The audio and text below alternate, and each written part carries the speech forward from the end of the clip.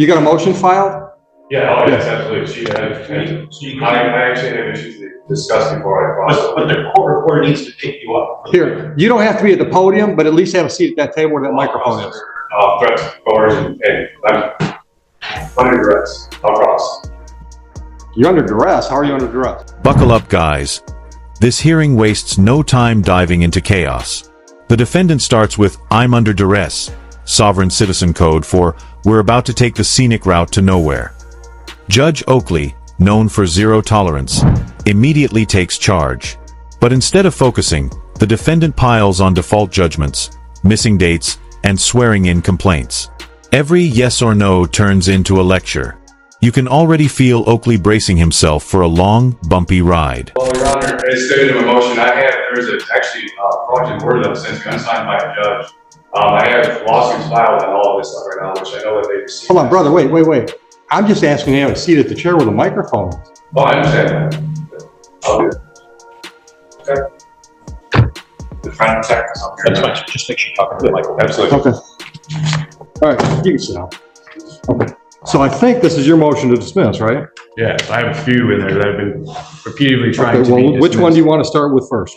Well, the recent one I filed, the motion to reject the swearing in and all that, based off the fact that, like I said, I was sent a default motion that I don't know how it even got sent out and passed it, but it was never signed or anything. I was also defaulted out the fact that there was a citation that never even presented a court appearance. Okay, hold on. You're giving me too many issues. You're talking about swearing in, you're talking about a default judgment. Just pick one issue. We're going to deal with them one at a time. So what do you want to deal with first? You want to deal with the default? Well, yeah, the default. Okay, so was that on the civil infraction, failed to disclose the CPL? I suppose that's what it was under, yes. Okay, don't suppose, it's your motion, brother. Tell me what it is. Well, it keeps getting that's the only civil infraction. I have numerous, I have lots of stuff. Hold on, that's the only civil infraction I see with your name on it. So I'm just confirming that we're talking about that charge. Yeah, sure. Okay. So do you know why the default was entered? Did you miss a deadline? Did you I was notified. I was called by people that I know within Huron and the police chief stating that I had a missed appearance date. I never had an appearance date scheduled, but I went back looking at the citation. There was no date, and actually how fast it got issued raises real concerns to me. And then once I received the default in the order. Hold on. Let's take one thing at a time. So you said you never got an appearance date. Correct. Do you have a copy of the ticket? Because I've got a copy. Yeah, I said it's in there. It's attached to my motion. Okay. Do you have a copy of the ticket? I do. Okay. Then I'm going to ask you to look at that copy of the ticket, because my copy of your ticket says contact court for appearance date. It says contact court for appearance date, where it says appearance date on or before. There's nothing. Okay, but it says contact court for appearance date. That means the monkey's on your back to contact us. I will also on the bottom of the tickets it says if you fail to contact court within this specified amount of time. There was no specified amount of time on here. I had no idea what I was supposed to contact court. I was dealing with trying to get my attorney. Let me ask you this. Did you contact the court? I was again, as I said, I had no sort of any. All right, guys, the first big question. Did he get a court date? The defendant swears the ticket gave him nothing. No deadline, no time frame, no clue. Oakley points to the ticket's instruction to contact the court, which puts the ball squarely in his court. The man doubles down instead of admitting fault, claiming the lack of a time frame justified inaction. This is where self-representation starts to crack. A point worth making gets lost under stubborn rambling. This is going to go a lot easier on everybody if you just answer the question I asked. I'm going to give you plenty of chance to give me any argument you want to give. Okay? So don't feel that you have to force your argument into every question I ask. The question was, did you contact the court? Well, Your Honor, I would have contacted the court if I had a specified. That's a yes or no. So I'm going to take that as a no. You didn't contact the court. So after 14 days on a civil infraction, if we don't hear from the defendant, we enter default. It was less than that, actually, when I was defaulted, Your Honor. Less than that from what? From whatever this was issued. And like I said, I was contacting. Well, once again, I'm going to draw your attention to the ticket. My ticket, which I think is the same one you got, is dated February 3rd. Correct. Okay? So that's when it was issued, February 3rd. Correct. So when was the default? When did you get notice of a default? Actually, I know I got the thing in the mail. When did I get this? This says that I don't think it specifies a date. Well, did you make a note when you received it? This told me, this said I don't remember exactly what date I received this in the Okay. mail, but this was scheduled for March 8th. Okay. So that was even less than a But what is that that's scheduled? This says it was for my order, the motion affidavit saying that I was defaulted and saying that I needed to pay bond and a warrant would be issued. And I said, Okay. again, that was never. And that's dated what? This was dated 3/8. And I needed to appear Okay. on or before 3/8. Okay, so that was March 8th. You were defaulted February 22nd. Okay. Which then, again, there was no dates. I had no nothing. I had no Okay. notice Well, of any well, sort of. well, once again, you're not hearing what I'm telling you. The monkey was on your back. The ticket clearly said you contact us. You never did. And it also specifies right here, if you fail to appear by the date specified, and then on the bottom one, even for the other one, if you fail to answer a citation by date specified, there was no dates. Okay. Oakley pushes for clarity, but the defendant keeps dodging, bringing up side issues instead of answering. It's courtroom whack-a-mole. Every time Oakley pins one point, another pops up. The judge stays calm but keeps steering back to the question at hand. This early pattern tells you exactly where we're headed. A hearing where the clock runs faster than the progress, and the defendant's approach is already working against him. Do you have anything to add? I do, Your Honor. Go ahead. Mr. Crusoe brought this up when we were in front of the Honorable Judge Martin. She did set aside the default of a civil infraction, irregardless of whether or not he showed up. Which I object to the setting Sir, aside. do not interrupt the lady. Did she interrupt you? No. Then don't do that. Let's be civil. Go ahead. Thank you, Your Honor. Judge Green, Mr. Crusoe did bring it up again with the Honorable Judge Green, and she declined or denied his motion based on the fact that it was moot because the Judge Martin set it aside. So the default's already been set aside. Yes, Brother, why'd you just waste 5 minutes of my life? since March 14th, Your Honor. Which I object to that because they. You object to your motion being No, I granted? object to them setting aside my motion. And I No, object no, to no, no, no, wait, listen. She tells me Judge Martin set aside the default based on your motion. Yes, but I was never told any of that prior to any of that. So you want to argue about the fact that you got what you asked for? No, what I'm saying is the fact that the due process was violated is what happened in this whole problem. When I was defaulted, due process was violated. So what? She set it aside. Not, listen, okay, it was set aside to cause damages to me because of what happened with the default. Well, explain to me how you were damaged. First off, there's threats made against me, right? Clearly he's threatening me to No, issue no, no. warrants, I didn't ask you threatening to about pay threats. money. I said, how were you? You said you were damaged. I'm asking you, what was the damage?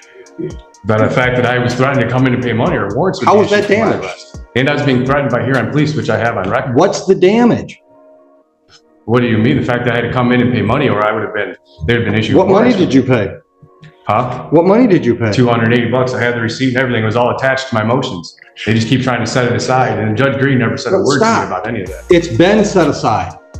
Counsel just said, Judge Martin set aside the default. So what that means is procedurally, it's like it's a brand new file. Understood? Yeah, but that's according, yeah, but that, especially now with the new Chevron overlay, that's just saying that she's just trying to set it aside that there's no issues. She didn't try to set it aside, she sat it aside. Here's the first big twist. The prosecutor reveals another judge already set aside the default judgment months ago. Translation. The main fight's over a moot point. Oakley asks why they're here if the relief he wanted has already been granted. But the defendant shifts to claiming damages from paying $280 under threat of arrest. Oakley explains that lifting the default resets the case like new, but the man's belief system is clearly running on its own track. You can't just set my rights aside. She's not setting your rights aside, she set a default aside because you asked her to. Well, so if it's set aside, then the money should be returned, correct? Well, I don't know, did she address the money? I don't No, think so. she never did. No one did. I Sir. explained in my motion. Sir, I'm gonna hold you in contempt the next time you cut her off. The first contempt, $100. The second contempt, a day in jail. Are we clear on the ground rules for my courtroom? Is that a yes for the Yes, Your record? Honor. Okay. I'm giving you all the time you need to talk. Don't talk over her. Okay, I understand. I'm sorry. There's just been a lot that's been going on with this. And I'm, the first time I'm seeing it, so I'm trying to get to the bottom of it. You're right. All right? So we started with, what motion do you want to talk about first? You said your motion to set aside the default. That was granted by Judge Martin, is what I'm hearing from the prosecutor. So that motion's done. Would you agree? As long as my money gets returned, then I guess it's taken At care of. some point, trust me, your money will either get applied or returned. Next motion you want to talk about. The dismissal based off of fundamental violations of my fundamental rights and due process. Okay, well, tell me more. Okay. Do you have, hold on, let me just cut to the chase. Do you have more than just the fact that you think you have a right to travel? Yes, Your Honor. Actually, That's denied. I'll just cut to the chase. That's denied. I don't buy into that argument. Now, you can appeal that decision to the circuit court. You understand how that works? District court decisions you can appeal. absolutely. Okay, hold on. I've denied that motion. We're not going to talk about that motion because I've denied it based on your argument that you have a right to travel and don't need a license. Is there anything else you want to hang your hat on for dismissal? Well, I do object to the setting aside of my motion, Your Honor. I'm not setting aside your motion. I'm denying your motion. Well, denying, I object to the You denying. can't of my object. You can appeal. motion. But I'm just Okay. letting you know, I'm stating for the record that I am objecting to your denial of my appeal. That's fine. Okay. Circuit court judges have bills to pay too, right? So you appeal me to the circuit court. Do you have any other argument why these cases should be dismissed? Yes, absolutely. Well, honestly, Your Honor, like I said, I even have lawsuits. They've received my lawsuits to the Huron Township Police Department overall. Hold on. I don't know anything about lawsuit. How would you suing the township work as a reason to dismiss these charges? Because the initial traffic stop and everything was an unlawful stop from the get. I was Okay, but that's got retaliating. nothing to do with your lawsuit. That might be the basis of your lawsuit. So you want to talk about whether or not there was a valid reason for a Yeah, stop? absolutely. Then make the argument. Yeah, Your Honor, so prior to me being pulled over by this officer, I was actually in contact with several law enforcement officers that are friends, and actually two that are currently working within Huron that had confirmed I had every lawful right to be doing what I was doing. The one even pulled up to me and my wife at a gas station, and we were in town, and we had, or in Sibley and Middlebelt, right near actually where I got pulled over, and we had discussed it and talked about it, and went on about our day, and this was all prior to this incident.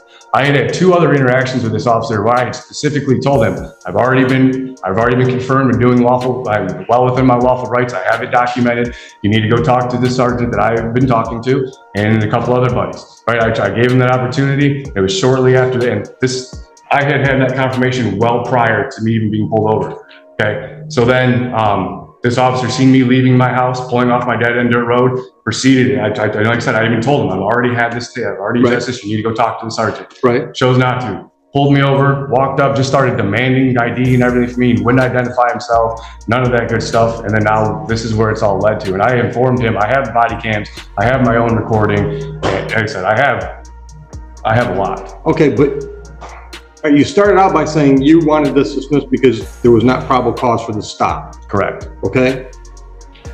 And then you went on to tell me how there was obviously a difference in opinion within the department about whether or not what you were doing was legal or not.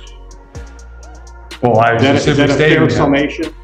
What was that? Is that a fair summation of what you just said? Some of the officers that you talked to said you could do that, and obviously the officer that wrote you the ticket didn't think you could. Correct. Okay, so that's a difference of opinion there, which has very little, if anything, to do with the probable cause for the stop. So I'm going to let the prosecutor explain her position on probable cause. Absolutely. The legal disconnect is glaring. Oakley explains patiently that nothing in the current case changes because of his earlier payment. But the defendant insists due process was violated, as if the facts themselves can be rewritten by willpower. It's a classic sovereign citizen moment, the gap between reality and personal interpretation so wide you could drive an ORV through it. And Oakley knows this hearing is now about managing expectations, not just rulings. Defendant is requesting this court dismiss the case because of the accusation that operating an ORV on the roadway constitutes a blatant violation of his First Amendment rights and an improper attempt to regulate his constitutional rights.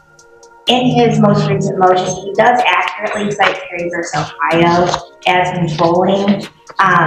This was plainly a Terry stop. Well, hold on. His argument is there was no reason for the stop. He does cite Terry v. Ohio in his newest motion. Okay. Because people submit that the investigatory stop exception in Terry v. Ohio controls the validity of the traffic stop. An officer may stop and briefly detain a person on the basis of a reasonable suspicion that criminal activity is afoot.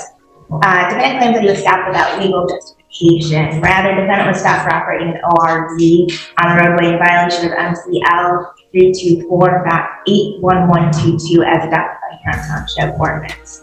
Pursuant to the United States v. Ferguson, so long as the officer has probable cause to believe that a traffic violation has occurred or was occurring, the resulting stop is not unlawful and does not violate the ordinance.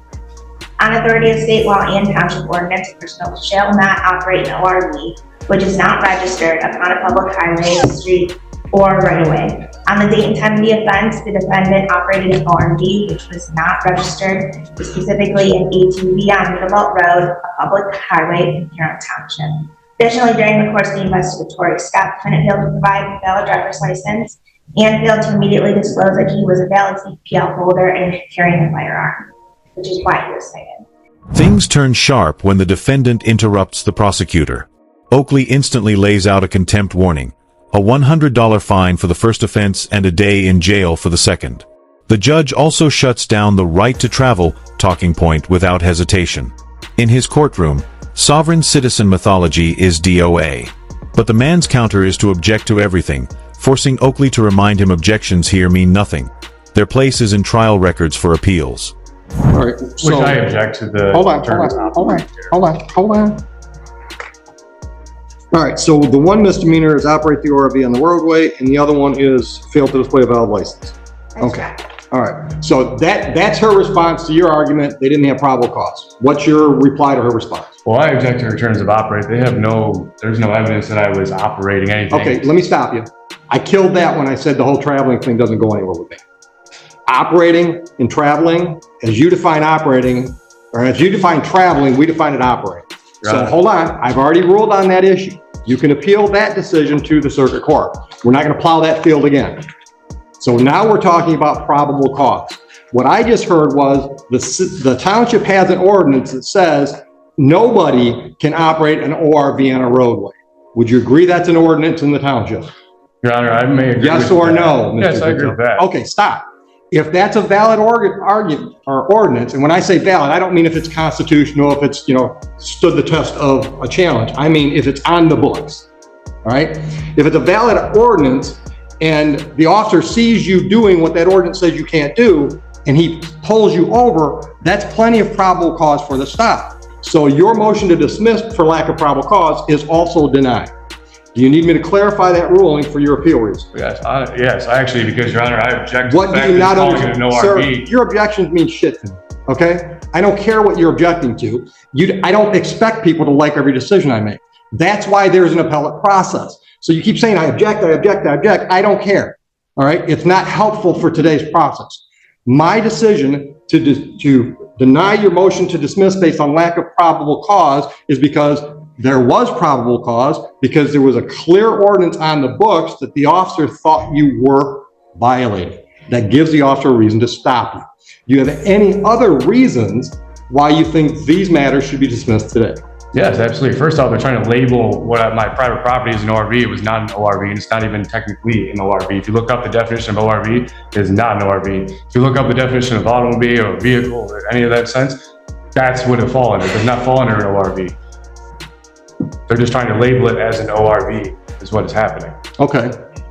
That seems like that would be an issue for trial, for you to testify, maybe me to see some photographs, maybe the officer to testify, and then I'll decide whether or not it meets the definitions of the statutes. Would you agree with me?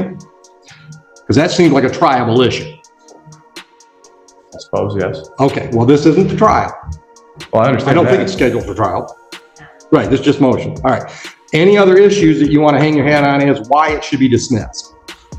It being these files. Like I said, from the beginning, it's like the officer had already been notified 2 times prior to this that what I was doing was lawful, that what I was doing was not an ORV, which I had stated to him. But that's He's witness to that as Mr. well. Purcell, with So respect, with respect, that's all your opinion. Obviously, the officer had a different opinion about all those things. Well, Right? the officer chose to retaliate against me is what happened, Your Honor. Which I have the evidence and I have witnesses going on. Or he had a difference of opinion about whether or not you were driving an ORV.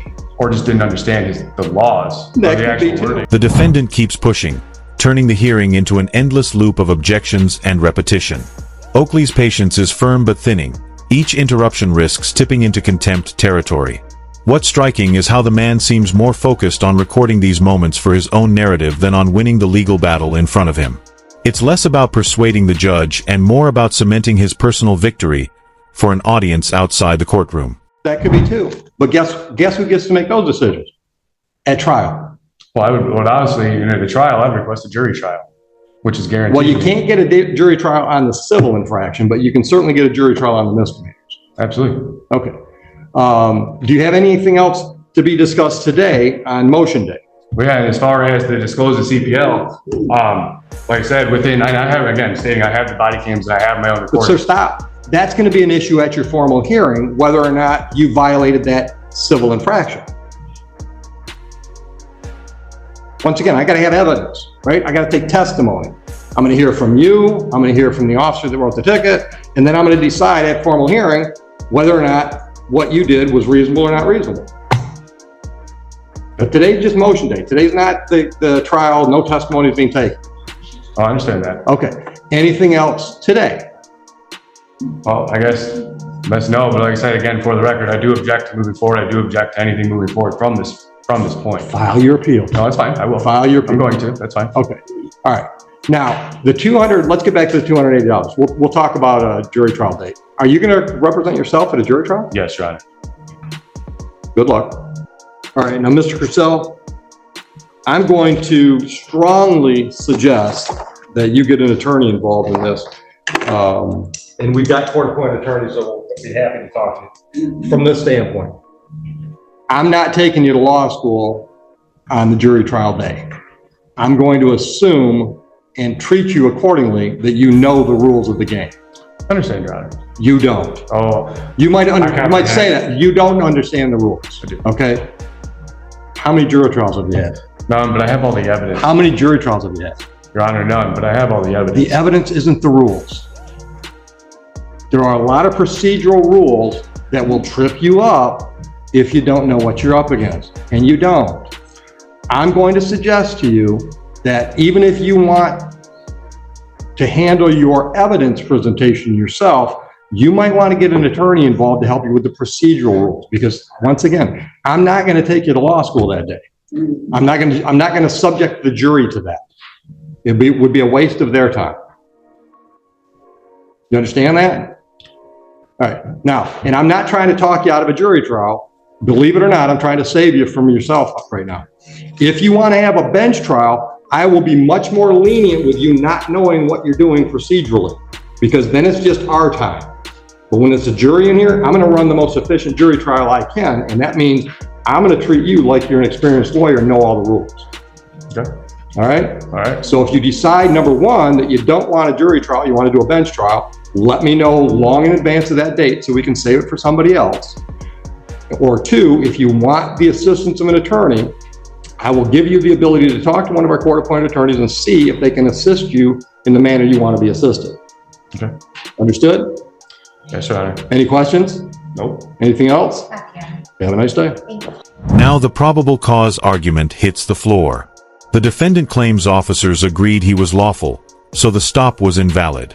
Oakley points out that even if one officer agreed, the law still stands. The prosecutor's breakdown is surgical. The township bans off-road vehicles on public roads. He failed to present a license, and he didn't disclose his concealed pistol. 3 violations in one stop. A legal triple blow that's hard to dance around. Royce, I was trying to get you some work earlier. Oh, I almost ran out of the courtroom as soon as you said, I'm happy to assign someone. You would have seen like the cartoons, like you going through the wall and just imprintedly going through it. Well, these guys kill me. I've never If- about the traveler or whatever. The last few sovereigns I've had in front of me, honestly, they had decent legal arguments. They just don't know how to get them out, Right. you know? The one that I think. Not that the traveling's a good argument. I heard half of it. Yeah. You said like whatever he was driving under the definition wasn't like an ATV. So that might be a good That might argument. be. Yeah, there's a lot of stuff out there that's like hybrid stuff that Right. since all those ordinances and statutes were written, so there could be something that falls through the cracks. Yeah, absolutely.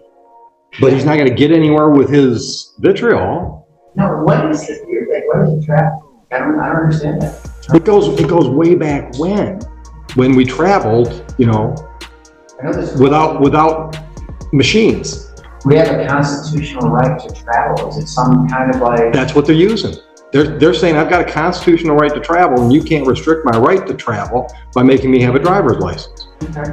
And honestly, my memory stinks, but one of the first things I remember learning in driver's education was, like day one, driving is a privilege granted by the state of Michigan. It's not a right. Right. We'll take that privilege away if you break the rules. Right.